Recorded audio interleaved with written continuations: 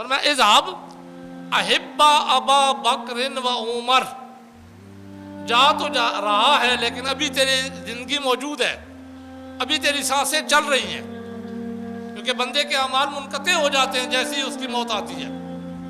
ابھی تیرے پاس وقت ہے اللہ اور اس کے رسول کی بارگاہ میں خوشنودی حاصل کرنے کا۔ طریقہ کیا ہے؟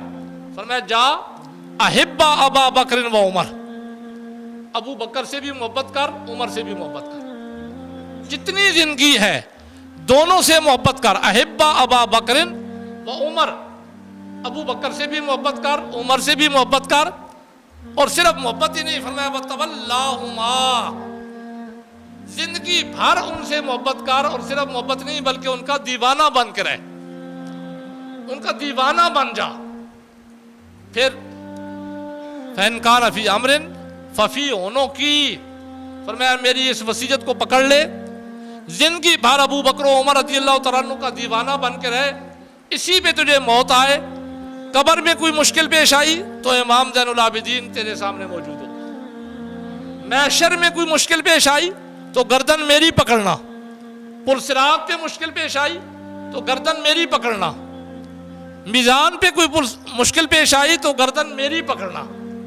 ان سے محبت کرو، ان سے محبت میں ہماری محبت ہوگی، اور جو ہمارا محب ہوگا جنت میں اپنے ساتھ اسے لے کے جائیں گے۔ یہ طریقہ بتایا امام زین العابدین رضی اللہ تعالیٰ عنہ نے مومنوں کو اہل بیت اطہار کی سچی محبت کرنے کا۔ اچھی بات سن کے دوسروں تک پہنچانا صدقہ جاریہ ہے۔ مزید اچھی ویڈیو دیکھنے کے لیے ہمارا چینل کو لائک، سبسکرائب اور بیل کے بٹن کو دبا دیں۔ شکریہ۔ اللہ الرحمن الرحیم۔ محمد الرسول اللہ والذین معہ اشداء علی الکفار رحماء بینہم۔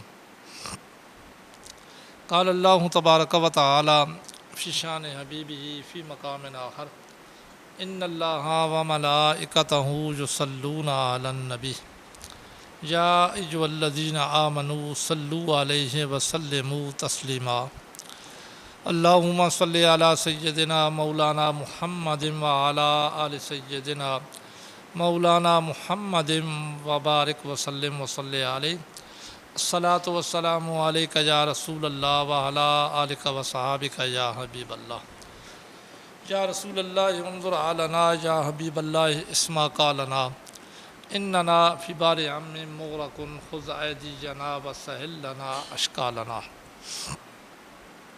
بعد حمد و صلوات، گزشتہ سے پچھلا جمعۃ المبارک کے اندر میں نے آپ کے سامنے یہ عنوان شروع کیا تھا کہ امام زین العابدین رضی اللہ تعالیٰ عنہ کا فرمان جو کنز العمال شریف کی حدیث کی کتاب سے آپ کے سامنے پیش کیا تھا کہ آپ نے فرمایا کہ احبونا بحب الاسلام ولا تحبونا بحب الاصنام، کہ ہم سے اگر محبت کرنا چاہتے ہو اہل بیت اطہار سے تو جو محبت ہماری بارگاہ میں قبول ہے، اللہ اور اس کے رسول کی بارگاہ میں قبول ہے، وہ اسلام والی محبت ہے۔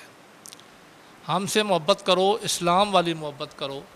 ولا تحبونا بحب الاصنام، اور ہم سے محبت بتوں والی نہ کرو کہ زبان کے اوپر کچھ اور ہو اور دل میں کچھ اور ہو، یہ محبت اہل بیت اطہار کو پسند نہیں ہے۔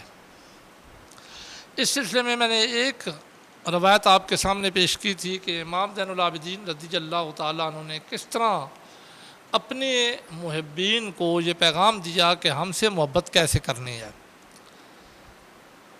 اس جمعۃ المبارک کے اندر ظاہر ہے کہ اس وقت کے اندر میں نے وہ ایک ہی روایت آپ کے گوش گزار کی تھی، اس کو میں دوبارہ دہراتا چلا جاؤں کہ آپ کی بارگاہ میں آئے کچھ عراق کے لوگ، تو انہوں نے آ کر آپ سے سوال کیا ابو بکر و عمر رضی اللہ تعالیٰ عنہ کے بارے میں کہ ان کے بارے میں ہمیں کچھ بتائیے، ان کے بارے میں عقیدہ کیا رکھنا ہے۔ اہل بیت اطہار سے محبت کرنے والے ان شیخین کے بارے میں کیا عقیدہ رکھیں؟ تو آپ نے اس کے مقابلے میں جواب میں 3 قرآن مجید کی آیات مقدسہ تلاوت کر کے انہیں جواب دیا تھا۔ وہ تینوں آیتیں میں نے آپ کے گوش گزار کی تھیں۔ اسی طرح ایک اور روایت ہے، امام زین العابدین رضی اللہ تعالیٰ عنہ نے کس طرح فیصلہ فرمایا کہ اہل بیت اطہار کے ساتھ سچی محبت کیسی ہوتی ہے۔ اس روایت کو بیان کرتے ہیں یحییٰ بن کثیر، اور یحییٰ بن کثیر روایت کرتے ہیں امام جعفر صادق رضی اللہ تعالیٰ عنہ سے۔ امام جعفر صادق رضی اللہ تعالیٰ عنہ روایت کرتے ہیں اپنے والد گرامی امام محمد باقر سے، اور امام باقر رضی اللہ تعالیٰ عنہ روایت کرتے ہیں اپنے والد گرامی امام زین العابدین رضی اللہ تعالیٰ عنہ سے۔ یعنی اس روایت کی اسناد میں اگر ہم نگاہ ڈالیں تو ائمہ مجتہدین سارے کے سارے ہمیں اس میں نظر آتے ہیں۔ جتنے ائمہ مجتہدین ہیں ان میں سے یحییٰ بن کثیر بھی ہے، وہ تو روایت کرتے ہیں امام جعفر صادق سے۔ امام جعفر صادق آگے روایت کرتے ہیں امام محمد باقر سے۔ امام محمد باقر اپنے والد گرامی امام زین العابدین رضی اللہ تعالیٰ عنہ سے روایت کرتے ہیں، اور امام زین العابدین رضی اللہ تعالیٰ عنہ وہ ہیں جو امام حسین رضی اللہ تعالیٰ عنہ کے صاحبزادے ہیں۔ وہ روایت اس طرح کرتے ہیں کہ جاء رجل الی ابی، فرماتے ایک شخص میرے ابا جان کے پاس آیا۔ امام محمد باقر رحمۃ اللہ تعالیٰ علیہ یہ بیان کر رہے ہیں، فرماتے میرے ابا جان مدینہ شریف میں تشریف فرماتے، یہ میدان کربلا کا واقعہ ہو چکا تھا، اس کے بعد کی بات ہے کہ کوفہ سے ایک شخص میرے ابا جان کے پاس آیا، اس نے آ کر آپ سے سوال کیا۔ اس نے کہا کہ آپ مجھے بتائیے اخبرنی عن ابی بکرن۔ اب یہ اس کا سوال تھا، سادہ سا سوال تھا، کوئی سوال کے اندر ابہام نہیں تھا، سوال کے اندر ایسی کوئی بات بھی نہیں تھی کہ جس سے بندہ غصہ بھی کر لے۔ سائل نے تو سوال یہ کیا کہ اخبرنی عن ابی بکرن، مجھے ابو بکر صدیق رضی اللہ تعالیٰ عنہ کے بارے میں خبر دیجئے۔ صدیق نہیں کہا اس نے، یہ تو میں اپنے پاس سے کہہ رہا ہوں۔ روایت کے جو الفاظ ہیں اس نے صرف اتنا کہا اخبرنی عن ابی بکرن، مجھے ابو بکر کے بارے میں بتائیے۔ بالکل وہی سوال تھا جو اس سے پہلے کیا گیا تھا آپ کے، لیکن اب صرف سوال میں ایک ذات کو ٹارگٹ کیا گیا اور یوں کہا گیا کہ ابی بکرن، ابو بکر کے بارے میں مجھے خبر دیجئے۔ امام محمد باقر رحمۃ اللہ تعالی فرماتے ہیں چونکہ میرے ابا جان نور فراست سے لوگوں کے دلوں کو پہچان لیتے تھے، لوگوں کے ایمانی کیفیت کو پہچان لیتے تھے، اس کے اندر ایمانی کیفیت کیا ہے، تو جب آپ سے کوئی سائل سوال کرتا تو آپ اس سوال کی نوعیت کو پہچان لیتے تھے کہ یہ جو سوال مجھ سے کیا جا رہا ہے تو سائل کا مقصد کیا ہے سوال کرنے کا۔ تو آپ سے جو سائل سوال کر رہا تھا نا، وہ یہ ثابت کرنا چاہتا تھا کہ میں آپ سے تو محبت کرتا ہوں، لیکن ابو بکر و عمر رضی اللہ تعالیٰ عنہ سے میری محبت نہیں ہے، انہیں میں آپ کا دشمن سمجھتا ہوں، اور یہ میری محبت کا معیار ہے۔ جس مقصد کے لیے میں نے یہ سارا موضوع شروع کیا تھا، آج ہمارا بھی تقریباً ایسا ہی معیار بنتا جا رہا ہے۔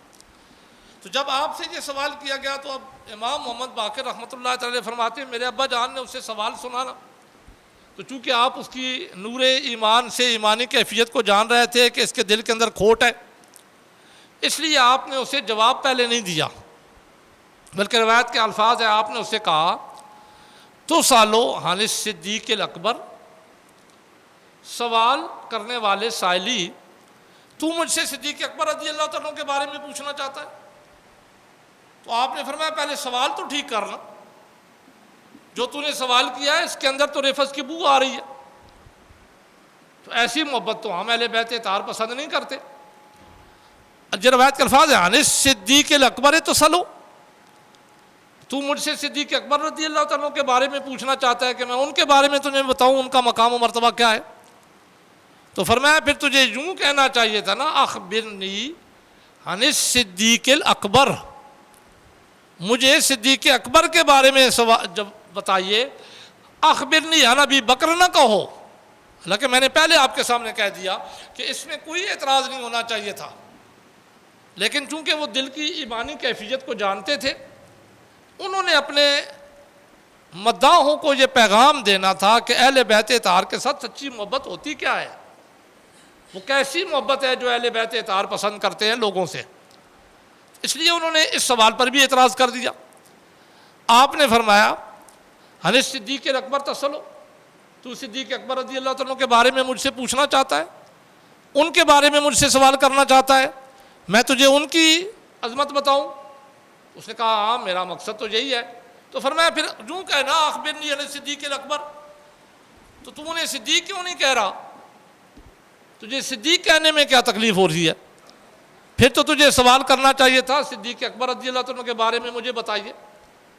ظاہر ہے وہ تو تھا ہی ایسا۔ روایت کے الفاظ ہیں، امام محمد باقر رحمۃ اللہ تعالی فرماتے ہیں اس نے فوراً کہہ دیا تو سمی ہے صدیقاً، آپ بھی انہیں صدیق کہتے ہیں؟ میں تو یہ سمجھ بیٹھا تھا کہ جو انہیں صدیق کہتے ہیں وہ جاہل ہے، انہیں ایمان کا پتہ نہیں ہے، انہیں اہل بیت اطہار کی محبت ان کے دلوں میں نہیں ہے، اس لیے وہ انہیں صدیق کہہ دیتے ہیں۔ تو آپ بھی انہیں صدیق کہہ رہے ہیں، آپ تو اہل بیت اطہار میں سے ہیں، آپ خود انہیں صدیق کہہ رہے ہیں۔ اب جب اس نے یہ کہا نا کہ تسمی صدیقاً، ہم تو سمجھے تھے کہ جاہل بندے انہیں صدیق کہتے ہیں، تو آپ خود انہیں صدیق کہہ رہے ہیں، آپ انہیں صدیق مانتے ہیں۔ تو آپ نے اب جو جواب دیا ذرا وہ سنیے۔ آپ نے فرمایا ساکلت کا اموں کا، سائلی میں تو پہلے پہچان چکا تھا، لیکن تیرے اب اگلے اعتراض نے یہ بھی بتا دیا کہ تیرے اندر ہے کیا، تیرا عقیدہ کیا ہے۔ تو فرمایا پھر ایسا ہمارا محب نہیں ہو سکتا، جس کے دل کے اندر صدیق و عمر کا بغض ہو وہ ہمارا محب نہیں ہو سکتا۔ ہماری محبت دل میں رکھنی ہے تو صحابہ کرام کی محبت دل میں ضرور ہوگی، اور صحابہ کی محبت رکھنی ہے تو اہل بیت اطہار کی محبت دل میں ضرور ہوگی، ورنہ تو یہ محبت اللہ کی بارگاہ میں قابل قبول ہی نہیں ہے۔ اس لیے روایت کے الفاظ ہیں، آپ نے فرمایا ساکلت کا اموں کا، تجھے تیری ماں گم کر دے۔ یہ عرب والے ناراضگی کے طور پر اس کلمے کو استعمال کیا کرتے تھے، ساکلت کا اموں کا، تیری ماں تجھے گم پائے۔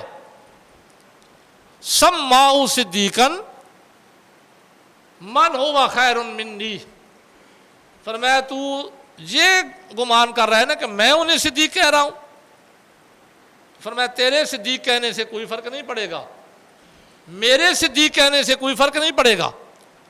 انہیں صدیق کا لقب نہ میں نے دیا ہے نہ تو نے دیا ہے، نہ دنیا دار کوئی ذاکر انہیں صدیق کا لقب دے سکتا ہے، نہ کوئی مفتی پیر دے سکتا ہے۔ سماؤ صدیقاً من ہوا خیر منی، میں انہیں صدیق کیوں نہ کہوں، میں ان کے بارے میں صدیق کا یہ عقیدہ کیوں نہ رکھوں، کیونکہ مجھ سے بہتر نے انہیں صدیق کہا ہے۔ یہ امام زین العابدین رضی اللہ تعالیٰ عنہ نے اس سائل کو جواب دیا۔ آپ نے فرمایا سماؤ صدیقاً من ہوا خیر منی، ان کو صدیق اس ہستی نے کہا ہے جو مجھ سے بہتر ہے۔ سائل نے کہا کون؟ سمجھ نہیں آئی، آپ سے بہتر کون ہستی ہے جو انہیں صدیق کہتی ہے؟ تو آپ نے آگے جواب دے دیا، فرمایا ہوا رسول اللہ صلی اللہ علیہ وسلم، انہیں صدیق میرے اور تیرے کہنے سے صدیق کا کوئی فرق نہیں بنے گا، نہ وہ ان میں کی شان میں کمی آئے گی نہ ہی اضافہ ہوگا۔ انہیں تو صدیق کا لقب اللہ کے رسول نے دیا ہے، اور اللہ کا رسول جب بات کرتا ہے تو وہ وحی الہی ہوتی ہے۔ حضور علیہ الصلوۃ والسلام کا حکم آ جائے تو مومن کے پاس اختیار ختم ہو جاتا ہے۔ آپ نے فرمایا اب انہیں جو صدیق نہ مانے تو وہ مومن رہتا ہی نہیں ہے، کیونکہ اختیار جو ختم ہو گیا۔ سماؤ صدیقاً ہوا خیر منی، انہیں صدیق اس ہستی نے کہا ہے جو تجھ سے بھی بہتر ہے، مجھ سے بھی بہتر ہے۔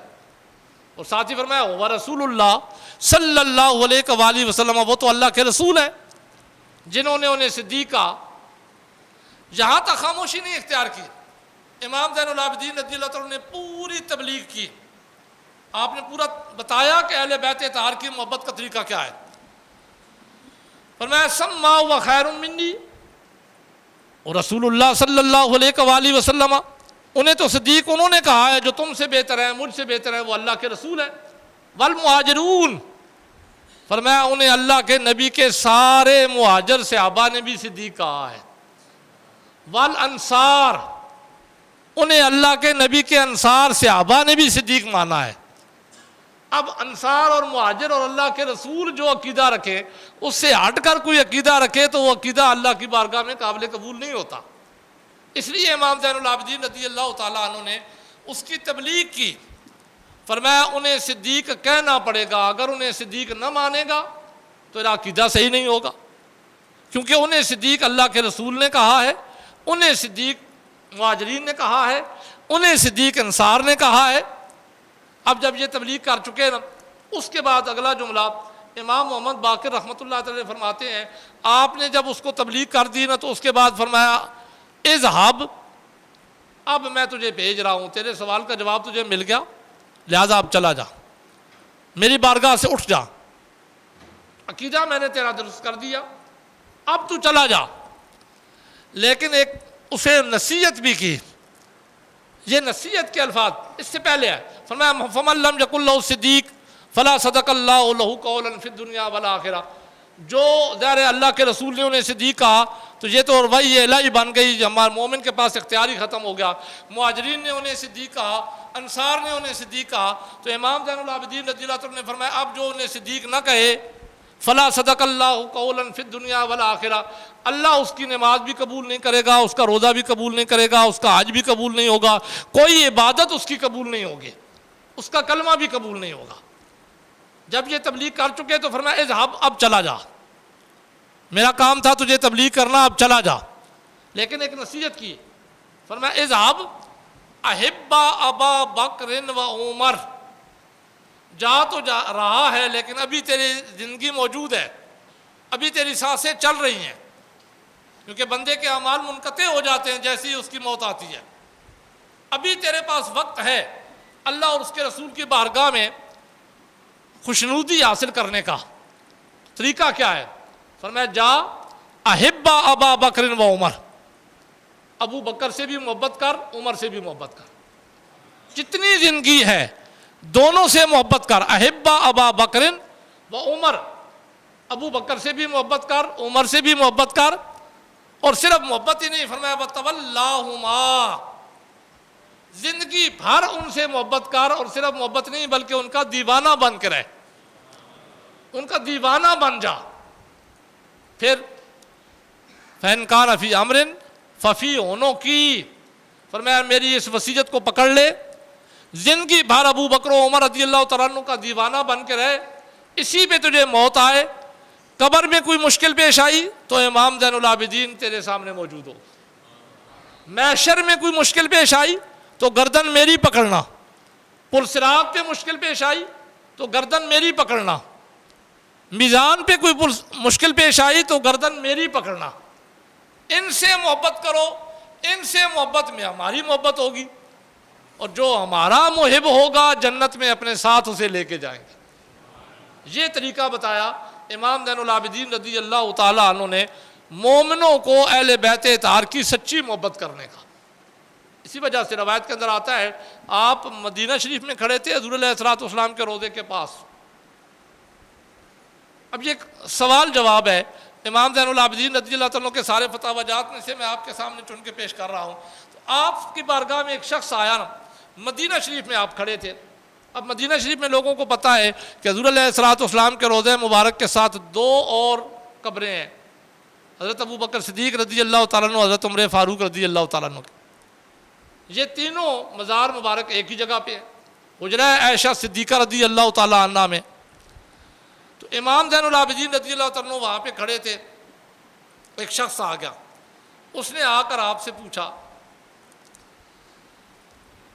کہ ماں مکان ابو بکر و عمر ہند رسول اللہ صلی اللہ علیہ وسلم۔